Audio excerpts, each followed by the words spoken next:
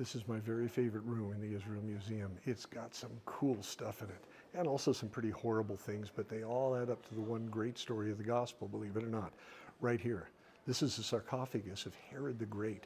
You remember the guy that the wise men came to that tried to kill Jesus by killing all the children in Bethlehem, and he was also the one who built all the big stuff in Israel. If it wasn't for Herod the Great, there wouldn't be any tourism in Israel because he built so big, including the great third temple or second temple, depending on how you want to talk about it, and of course the Temple Mount, which was every bit as powerful, equal, big, massive as the pyramids in Egypt. And then you move a little bit further down this way, and as you're coming down, walking by, and you've got all these cool things that Herodian exhibits here, you come to this thing over here, which is an ossuary. It's a bone box where they used to bury people. They would stick them in a tomb, the body, wrap it all up, and after about a year, the body desiccates and all the flesh basically dries out, and all you have left are bones. A year later, you gather up all the bones and you put them into a box about this size, you store it, and then you reuse the tomb.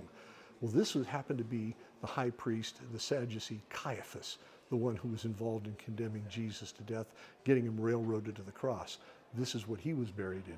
You come over next to this, and you have this exhibit right here, which is the Pontius Pilate stone. Until they found this stone, it was unsure that Pilate was a real person. Now, you take the Bible in faith, you know he had to have been, because the Bible isn't just a faith book, it's a record. And you'll never find an archaeologist digging in Israel without a Bible in his hand.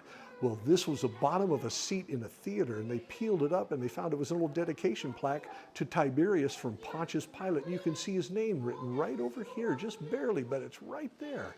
This is the Pontius Pilate stone. And then you come over here and you have another ossuary. The bones of a man named Yohanan ben Hagkal were found in this little ossuary here.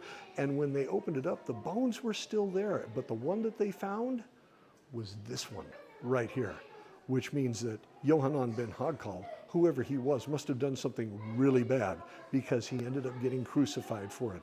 That's his heel bone, and that's a Roman nail that had gone through his heel. Apparently, they couldn't get the nail out because if you look really closely at it, which you can't see here, the nail's bent back on itself like that. It hit a rock or a knot or something, and they couldn't get it out. So needless to say, they did some pretty brutal things to get his foot off the cross, and then the family gathered up the bones, and they did what they did, dried out the body, and then eventually put it in his ossuary right here, Yohanan ben Hagkal. And there's so much more in this room, more ossuaries in this corner, and you come on around and all kinds of wonderful things. I hope you get to visit Israel sometime, and if you do, make sure you come to the Herodian part of the Israel Museum. You'll see all of these things, which were already in the Bible.